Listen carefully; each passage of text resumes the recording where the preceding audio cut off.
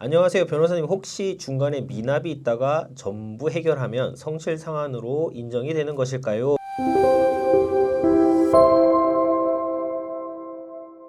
안녕하세요. 유익상 김은찬 변호사입니다. 댓글 읽어주는 시간 돌아왔고요. 한 개씩 살펴보도록 하겠습니다. 빚독촉 피하는 방법에 관련된 영상에서 블라썸님께서 질문 주셨는데, 개인 워크아웃 신청할 사람들은 뭐라 해요? 변호사 선임 안 하는데, 이렇게 질문 주셨어요. 아마 이 영상은 제가 이제 개인회생 진행하려고 사무실에 맡기신 분들은 어쨌든 신청 준비 단계부터 개인회생 신청서를 접수해서 사건 번호 나오기까지의 그 기간이 있기 때문에 그 기간 동안에 금융권 채권자가 독촉 추심을 한다라고 하면 개인회생 하려고 변호사 사무실에 맡겼으니까 조금 기다려 달라라거나 저희 사무실 뭐 이제 번호를 알려주시면서 개인회생 하려고 맡겼으니 그 사무실에 전화해라 뭐 이런 식으로 이제 대응하면 된다. 네. 그러면 금융권 특히나 뭐 1금융권 은행이나 카드사 같은 경우들은 적어도 신청서 접수 시까지 일정 기간 여유를 갖고 좀 기다려주는 경우가 많다. 네. 이런 취지로 이제 안내를 드렸어요. 그런데 이제 이분 같은 경우는 개인회생이 아닌 워크아웃을 신청하려고 하는 분인 것 같은데 그렇죠.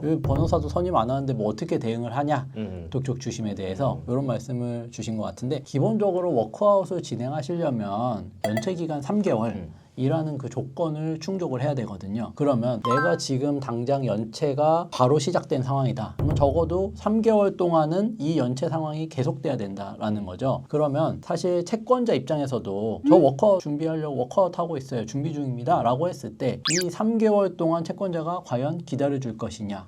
네, 측면에서 바라보면은 사실 개인회생 같은 경우도 한 2, 3주 정도는 채권자가 기다려주지만 뭐 한 달, 2달 넘어가면은 안 기다려주거든요. 그렇죠. 그런 관점에서 본다면 뭐 변호사를 선임하신 것도 아니고 하다 보니 부득이 뭐 워크아웃 준비한다라고 말씀하시던 아니면 뭐 조금 둘러대서 지금 성실하게 갚으려고 준비 중이니 조금만 시간을 달라라고 하시던 어떻게 대응을 하시던 요거는 일정 부분 독촉 추심을 좀 감내하는 게 불가피할 수 있다. 라고 이제 알아두실 수밖에 없을 것 같아요. 아니면 보통은 워크아웃을 넘어가려는 분들도 독촉 추심이 너무 이제 심하거나 연체 기간을 좀 채우기 위한 목적으로 개인회생을 먼저 접수했다가 이제 그 연체 기간을 채우고 금지 명령의 효과를 누린 다음에 워크아웃으로 넘어가시는 분들도 있는데 워크아웃을 넘어가려는 그 상황에서 뭐 개인회생을 무조건 필수적으로 거치라라는 말씀은 제가 드릴 수는 없기 때문에 만약에 워크아웃 준비를 위해서 연체 기간이 불가피하게 필요한 상황이라면 이 경우에는 독촉 추심을 원천적으로 막을 수 있는 방법 자체는 좀 없다라고 정리할 수 있을 것 같습니다. 감수해야 된다. 네. 이렇게 정리할 수 있겠네요. 다음 댓글 한번 넘어가 볼게요. 던일님이신데, 개인 회생 중인 개인 사업자인데 상황이 너무 어렵습니다. 물건 매입금을 주지 못해 매입처에서 매출처에 지급정지가 결정된 상태입니다. 이미 채권자로 넣은 업체입니다. 매출이 없음 회생이 어려워 돈을 못 받지만 다른 물건들은 지속적으로 납품 중인데 너무 오랫동안 지급이 안 되다 보니 다른 매입금마저 주기 어려워진 상황인데 푸는 방법은 전혀 없는 걸까요? 사업을 지속해야 하는데 어렵습니다. 지급 정지된 금액보다 받을 돈이 많아서 지급해버리고 받으려 해도 편파 변제라고 하니 답답합니다. 굉장히 또 좀 그 상황에 딱 처해 있을 때만 딱 해줄 수 있는 그런 질문을 주신 것 같아요. 네. 이거 굉장히 좀 약간 복잡한 문제인데 그렇죠. 일단 이 매입처에서 매출처에 지급정지라고 해주셨는데 이 지급정지가 어떤 의미인지는 사실 제가 잘 모르겠어요. 그러니까 매입처와 매출처가 어떤 모종의 뭐 계열 관계라든지 아니면 상호 연관 관계가 있는 회사여서 단순히 이제 매입처에서 매출처에 지급하지 마라고 이제 그거를 그냥 동결할 수 있는 그런 위치에 있는 매입처인 건지 아니면 매입처가 어떤 법적인 절차를 통해서 매출처에서 지급할 그 채권 자체를 압류나 가압류를 한 상황이냐 요게 어떤 상황이냐가 사실은 객관적으로 제가 판단이 안 돼서 그렇죠.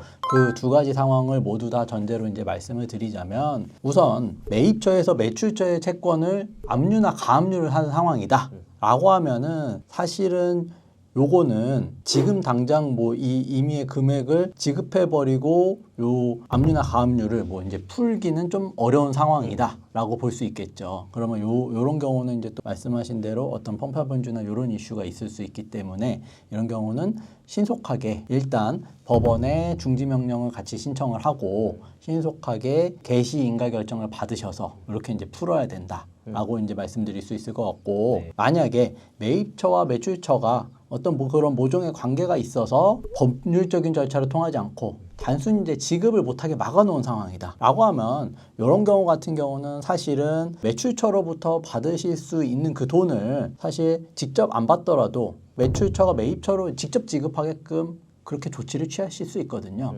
그래야 결국에는 매출 채권도 계속 향후에도 회수를 할 수 있고 이후에 이제 사업 자금이 들어오면서 회생도 정상적으로 진행하실 수가 있기 때문에 이런 경우라고 한다면 매출처에서 매입처로 직접 채권을 지급해 버리는 방향으로 처리를 하신다라고 하면은 이 부분은 이제 뭐 편파변제 이슈에서도 살짝 비껴나갈 수 있기 때문에 이런 방법으로도 이제 고민을 해보실 수 있다라는 이제 대략적인 말씀만 드릴 수 있을 것 같고 구체적으로 선생님이 처하신 상황이나 뭐 사정들은 저희가 뭐 기록으로 확인한 바도 없기 때문에 그거는 이제 진행하고 계신 사무실하고 조금 더 이제 구체적으로 논의를 해보셔야 될 것 같다라는 말씀을 좀 드리고 싶습니다. 지금 뭐 이분 같은 경우에 지금 매입금 다른 매입금도 못 주고 있는 상황이잖아요. 네. 지금 매출이 지금 딱 묶인 상황이라서 그럼 결국에는 사업자시고 결국에는 소득이 계속 발생을 해야 되는데 이렇게 되게 되면은 사업 자체가 죽게 되고 이걸 다시 회복하기는 좀 어려울 수가 있잖아요. 네. 이런 상황에서 사실 이제 뭐 지급을 했다. 뭐 강학상 편파변제로 뭐 분류될 수는 있을 것 같은데 어느 정도 좀 보정 대응을 통해서 이 부분은 좀 방어를 할 수도 있지 않을까라는 생각이 들기는 합니다. 다만 이제 한 가지만 좀 덧붙여서 말씀을 드리면 이게 이제 그 매입처를 채권자로 넣고서 진행을 하셨단 말이에요. 네. 근데 기본적으로 사업하시는 분들 같은 경우에 사실은 과거에 매입 채권을 지급을 하지 못한 경우 현실적으로 이 개인회생 채권으로 넣어버리면 그 채권자가 더 이상의 어떤 재화를 제공을 해주지 않고 거래는 끊겨버릴 수밖에 없단 말이죠. 그렇죠. 그래서 보통 이제 개인 사업자분들 이런 매입 채권이 있는 경우에는 이 채권사와의 거래가 앞으로도 계속 필요한 거냐 아니면 더 이상 여기하고는 거래 관계가 끊겨도 되는 거냐를 먼저 확인을 하고 거래가 앞으로 계속되어야 된다라고 하면은 여기를 채권에 당장 이렇게 집어넣는 거에 있어서는 좀 신중해야 되거든요. 그런데 지금 같은 경우에는 이 사건을 진행하고 계신 사무실에서 이런 부분에 대한 고려 없이 일단은 채권자로 넣어버린 것 같아요. 그래서 요거는 뭐 구체적인 이제 상황은 제가 잘 모르겠습니다만은 만약에 그런 식으로 진행된 거라고 한다면 요거는 일단 좀 진행에 있어서 약간 좀 미숙한 부분이 있지 않았나, 좀 아쉬운 부분이 있다라는 생각도 좀 듭니다. 그거는. 저희랑 처음부터 했으면 참 좋았을 텐데. 좋습니다. 다음 댓글 한번 넘어가 보도록 할게요. 하복돌이 님입니다. 채무자가 변제금을 갚으면 법원이 언제 채권자에게 돈을 돌려주는 건가요? 궁금합니다.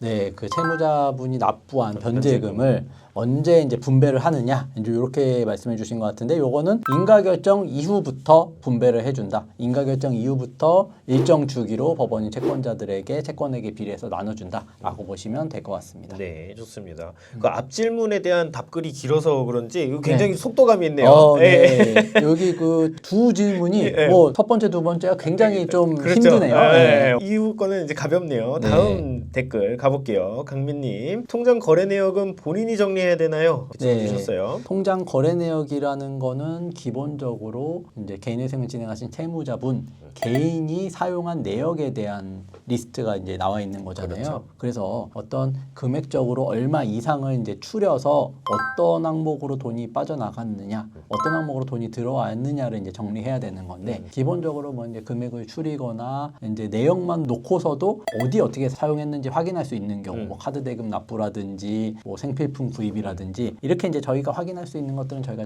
최대한 정리를 해드리고 있지만 다만 이 사용한 사람이 아닌 이상 이게 도대체 어떤 회사며 왜 갔는지 모르는 경우들도 사실 상당 부분 있단 말이에요. 그렇죠. 그런 경우들은 저희가 이제 확인 요청을 드리고 있으니 요거는 누가 하느냐의 문제라기보다는 사무실과 긴밀히 이제 소통해서 협업을 하는 문제다라고 보는 게 맞을 것 같고 뭐 물론 이제 일부 사무실들 같은 경우에는 양식도 안 주면서 일단 다 해오세요. 뭐 이제 이런 경우들도 있는데 그런 경우들은 조금 이제 뭐 주의가 필요하겠다라는 말씀도 같이 좀 덧붙이고 싶습니다. 네, 좋습니다. 다음 댓글 한번 넘어가 보도록 하겠습니다. 안녕하세요, 변호사님. 혹시 중간에 미납이 있다가 전부 해결하면 성실 상환으로 인정이 되는 것일까요? 이렇게 질문 주셨네요. 네, 기본적으로 법원이 인가결정일로부터 1년이 지난 시점에 일정 주기마다 미납이 없는 분들을 대상으로 신용정보원에 그 정보들을 이제 넘겨주는 거기 때문에 미납이 있다가 상환을 다 하셨어요. 그래서 법원에서 정보를 확인해서 넘겨주려는 시점에